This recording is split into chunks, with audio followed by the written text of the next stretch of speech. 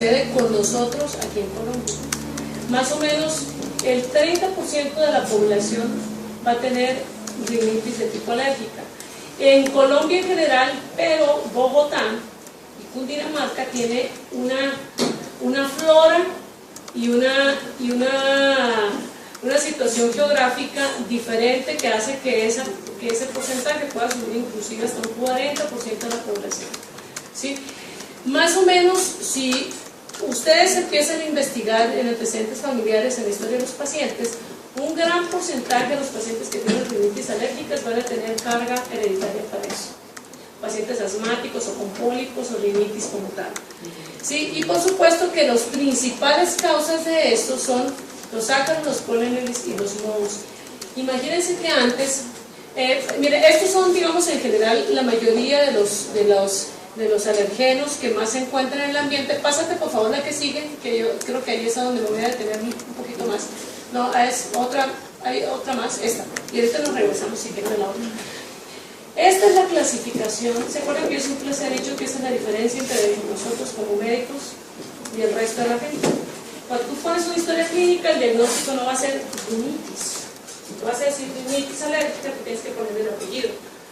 La clasificación, esta es la clasificación universal, es decir, es la clasificación que está mundialmente aceptada para clasificar clínicamente las rinitis alérgicas. ¿Cómo se hace esto? Tú le preguntas al paciente, ¿cuántos días de la semana usted tiene estornudos, obstrucción nasal, rinitis, estornudos en las mañanas, nariz tapada? No, que son más de 4 días por semana. Más de 4 días, entonces sería una rinitis ¿qué?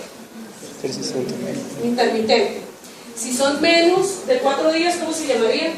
Más de 4, menos. Intermitente es menos de 4, persistente más de 4. ¿Sí? Cuando tienen, digamos que hay pacientes que tienen un mes completo o más de un mes con síntomas continuos, así anteriormente no había tenido, igual se clasifican como intermitente o persistente. Además de eso, tú le vas a preguntar al paciente, bueno, ¿usted en la noche cuando se acuesta a dormir duerme bien?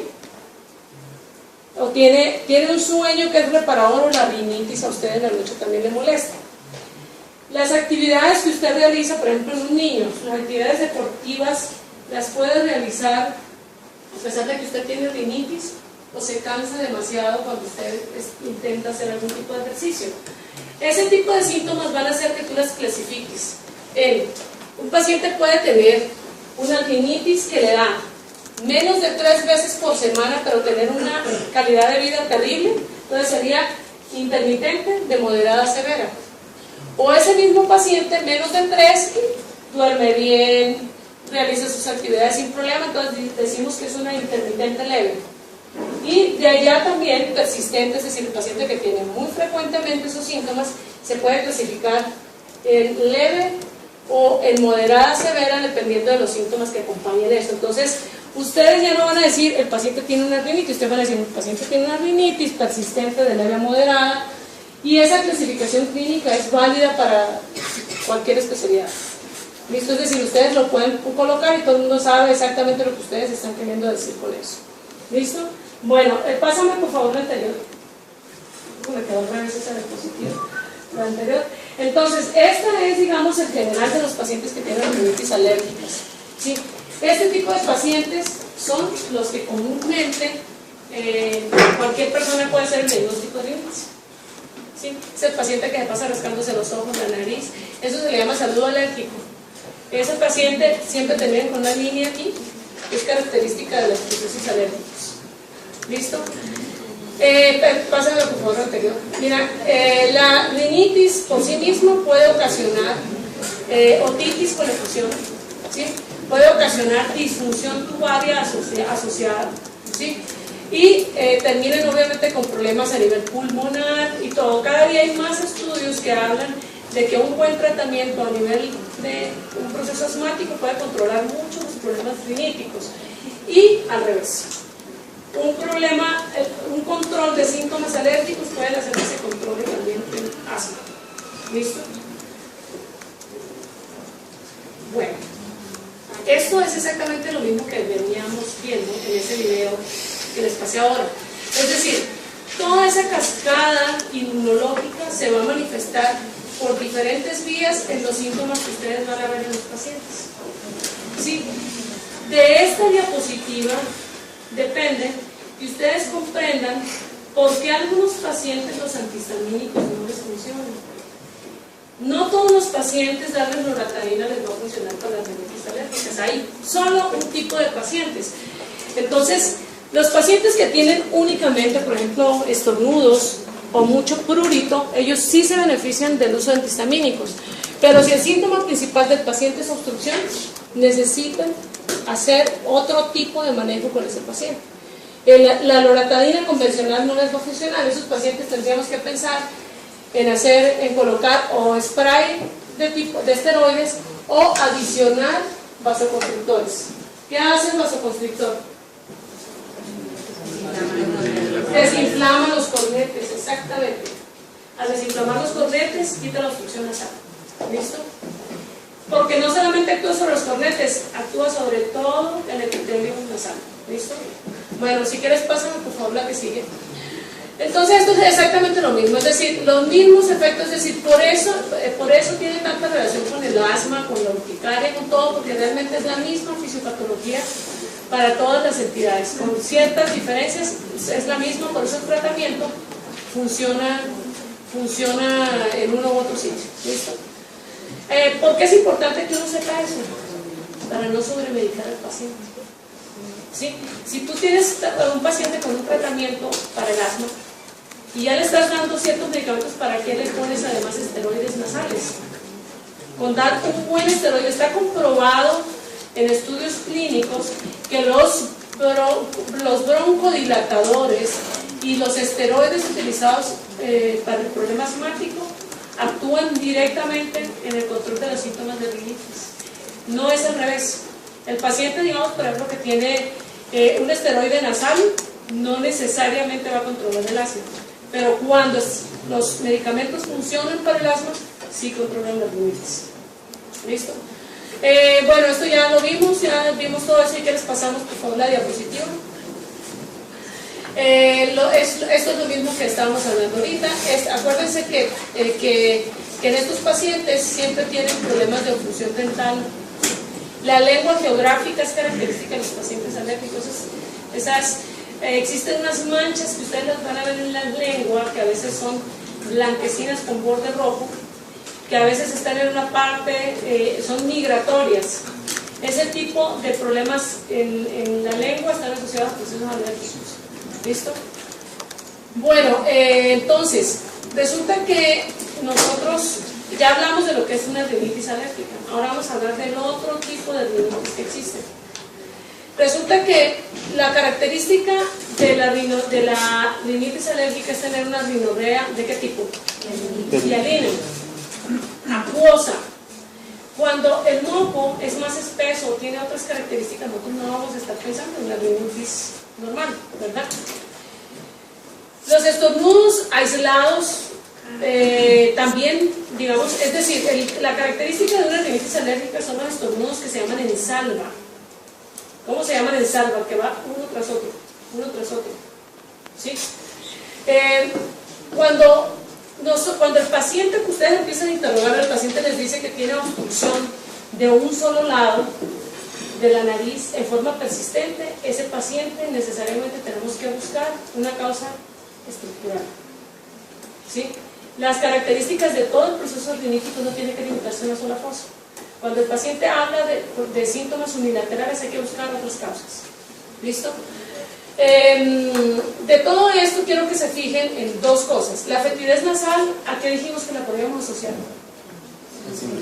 A la sinusitis, ¿verdad? ¿Se acuerdan que era uno de los criterios para hacer diagnóstico clínico? Bueno, fíjense que aquí hay una cosa que dice formación de costras. ¿Sí? Formación de costras nasales. Resulta que ustedes tienen un paciente, el que viene con obstrucción nasal, y les refiere fetidez nasal, y refiere que la nariz vive tapada. ¿Qué es lo primero que ustedes piensan? Una sinusitis. Entonces, ustedes preparan al paciente, le hacen un TAC y el TAC sale normal. Y dicen, bueno, ¿y entonces qué fue? Y el paciente, ustedes lo revisan, está lleno de costras en la nariz. Ese paciente, pilas.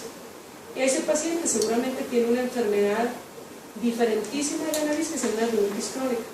La formación de costras en la nariz no es característica de la sinusitis, no es característica de las rinitis normales, solo de las rinitis crónicas. Las rinitis crónicas van englobadas desde enfermedades granulomatosas como la granulomatosis de Wegener, enfermedades infecciosas micóticas, es decir, tienen que ponerlos a ustedes a pensar en algo distinto.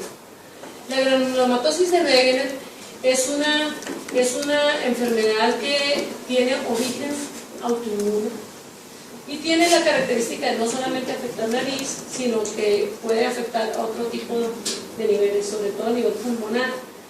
Y resulta, pásame si quieres la que sigue, por favor. Creo que, no recuerdo si vamos a ver, bueno, no, creo que, bueno, resulta que hay una entidad también, que, es decir, las rinitis también pueden ser ocasionadas por bacterias como la Klebsiella. Existen dos tipos particulares de Klebsiellas que pueden dar ese tipo de formación de costras.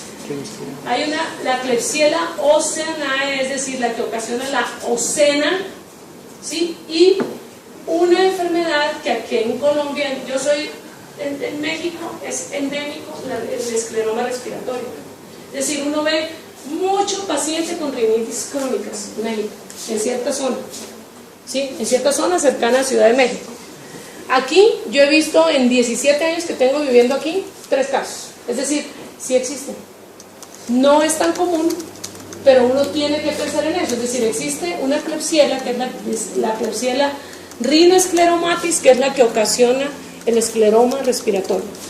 El escleroma respiratorio es una enfermedad que afecta desde aquí hasta acá, pulmón, toda la vía respiratoria, y tiene 3 fases. La primera fase, ustedes no la van a hacer un diagnóstico diferencial entre un cuadro de catarro común a eso. Es decir, la primera fase se le llama la fase catarral. En esa no hay forma de que uno sepa de nada de eso.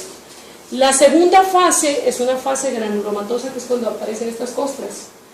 Por eso, todo paciente que tenga formación de costras en la nariz, estamos obligados a hacer biopsias de la mucosa, ¿sí?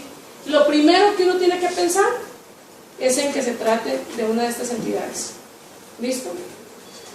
Obviamente que hay pacientes que trabajan en canteras, pues uno no va a pensar que esa nariz seca con formación de costras va a ser por una enfermedad. Lo primero que tiene que pensar uno es en lo más común.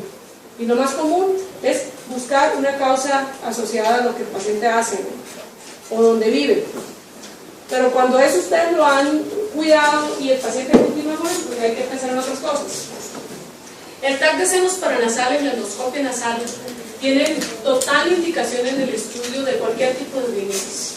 Para poder uno llegar a la conclusión de que el paciente tiene X o Y tipo de rinitis, uno tiene obligación de solicitar el TAC de senos paranasales y de hacer endoscopias nasales para poder hacer una buena revisión.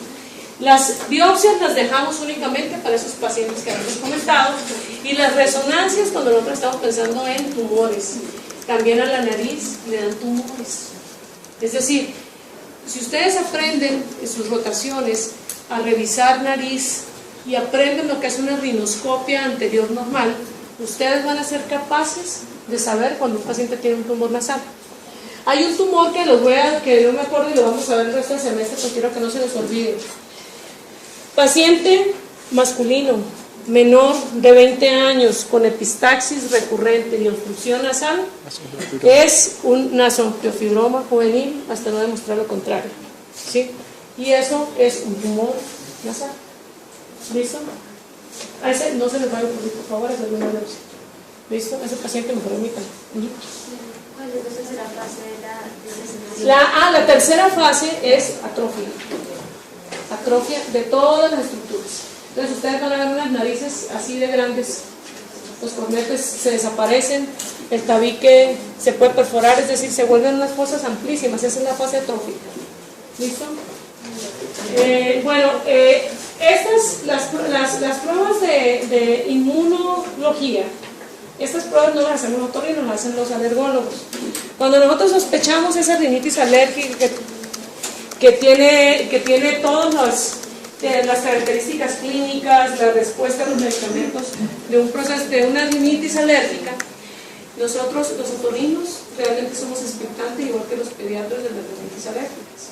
Realmente la especialidad que estudia las alergias es la inmunoalergología. Nosotros no hacemos estas pruebas, las ordenamos, pero quien las hace y las interpreta es el alergólogo. Que entre otras, ojalá a ustedes les guste porque hay muy pocos alergólogos, les va muy bien económicamente y en Colombia hay como 10. Cada paciente les deja como 500,000 pesos que podrán ver la alergología. ¿Sí? Entonces, yo hice otorrino, ya me di cuenta tarde. ¿Sí? Entonces, miren, la alergología, ¿qué es lo que hace uno con estos pacientes? Lo ideal es que el paciente que tiene una evolución anormal, sobre todo uno siempre espera que los procesos alérgicos declinen en la incidencia a partir de la adolescencia. Todo adulto y todo niño mayor de esa edad que esté persistentemente con alergias o que tenga un asma incontrolable, una poliposis terrible, uno tiene obligación de hacerle pruebas cutáneas. Uno tiene que saber a qué es alérgico el paciente para poder hacer un tratamiento más específico. Los antihistamínicos, los vasoconstrictores, los esteroides nasales, lo que uno le coloca, los antileucotrienos, no curan las alergias, controlan los síntomas. Lo que cura las alergias es la inmunoterapia. Y la inmunoterapia está basada en estas pruebas. En estas pruebas uno le hace un poco de pinchazos al paciente, se le colocan los alergenos y uno ve la respuesta. Todo paciente adulto o un adolescente, un adolescente que ya ha pasado, digamos, esa etapa en la que desaparecen las alergias y persistentemente está ahí, hay que hacerle pruebas porque a veces nos encontramos con la evidencia de que los procesos riníticos están relacionados con una alergia alimentaria. Y a alimentos como el gluten, alimentos como el trigo que tuvimos ayer, una alergia a pescado. Si ese paciente no se le hacen estas pruebas, el paciente sigue comiéndose su salmón todos los días y gastando en Montelucas. Es decir, no vamos a hacer absolutamente nada. Entonces, es importante en los pacientes que se salen de lo normal hacerles sus estudios para saber cómo vamos a abordar al paciente. ¿Listo? Fíjense bien esto. Fíjense bien en esto. Dice aquí que el 50 o 70% de los pacientes con rinitis crónica van a tener problemas, van a tener pruebas positivas en esos test de alergias. Pero también existen pacientes que pueden tener, pueden tener otro tipo de problemas y se les hacen estos, y hasta el 6% pueden salir positivas así el paciente esté asintomático. ¿Listo? Bueno, allá habíamos dicho que el eosinófilo del moco nasal únicamente estaba indicado cuando estamos pensando en un síndrome de Nares. La IgE sérica va a ser positiva, fíjense en qué porcentaje de pacientes. Realmente muy poquito porcentaje de pacientes. Realmente la prueba que sí ayuda es solicitar una IgE específica. Esa IgE específica es mucho más útil, pero es una prueba muy costosa también. Entonces, esta únicamente se deja cuando tenemos contraindicación en los pacientes para hacer pruebas cutáneas, cuando tienen algún problema, una dermatitis, ¿sí? Importante que no se le pueden hacer pruebas cutáneas, entonces se le hace IgE específica. ¿Listo? Bueno, complicaciones son todas igual que la sinusitis. Todo problema nasal crónico, una respiración oral permanente va a dejar problemas a todo nivel, desde apnea del sueño, sinusitis, problemas de otitis, todas las itis de otorrino. ¿Listo? Ya vimos esta diapositiva cuando vimos sinusitis, entonces no me voy a detener en esto. Ustedes saben que una rinitis se puede convertir en una sinusitis complicada por bacterias. Va a haber malformaciones craneofaciales. A ustedes no les da pesar, como médicos, que este paciente lo estuvieron viendo desde que tenía 3 años y lo dejaron respirando con la boca abierta todo el tiempo. ¿Sí? Cuando un paciente tenga, el ser humano es respirador nasal obligado. Por eso es una emergencia cuando un bebé nace con atresia de Coanas. Uno, como sea, tiene que abrirle un hueco a ese niño porque el humano nace para respirar por la nariz. Cuando una persona tiene respiración oral permanente, tiene muchas complicaciones asociadas y en la media va a subir inclusive hasta un 40% de la población, ¿sí? Más o menos, si ustedes empiezan a investigar en antecedentes familiares en la historia de los pacientes, un gran porcentaje de los pacientes que tienen rinitis alérgicas van a tener carga hereditaria para eso. Pacientes asmáticos o con pólipos o rinitis como tal. ¿Sí? Y por supuesto que las principales causas de esto son, tú le preguntas al paciente, ¿cuántos días de la semana usted tiene estornudos, obstrucción nasal, rinitis, estornudos en las mañanas, nariz tapada? No, que son más de 4 días por semana. Más de 4 días, entonces sería una rinitis ¿qué? Intermitente. Si son menos de 4 días, ¿cómo se llamaría? Más de 4, los ácaros, los pólenes y los mohos. Imagínense que antes, mire, estos son, digamos, en general, la mayoría de los alergenos que más se encuentran en el ambiente. Pásate, por favor, la que sigue, que yo creo que ahí es a donde me voy a detener un poquito más. No, es otra, hay otra más, esta. Y ahorita nos regresamos si quieren a la otra. Esta es la clasificación. ¿Se acuerdan que yo siempre les he dicho que sucede con nosotros aquí en Colombia? Más o menos el 30% de la población va a tener rinitis de tipo alérgica. En Colombia en general, pero Bogotá y Cundinamarca tiene una flora y una situación geográfica diferente que hace que ese porcentaje, porque esa es la diferencia entre nosotros como médicos y el resto de la gente. Cuando tú pones una historia clínica, el diagnóstico no va a ser rinitis. Si tú vas a decir rinitis alérgica, tú tienes que ponerle el apellido. La clasificación, esta es la clasificación universal, es decir, es la clasificación que está mundialmente aceptada para clasificar clínicamente las rinitis alérgicas. ¿Cómo se hace esto?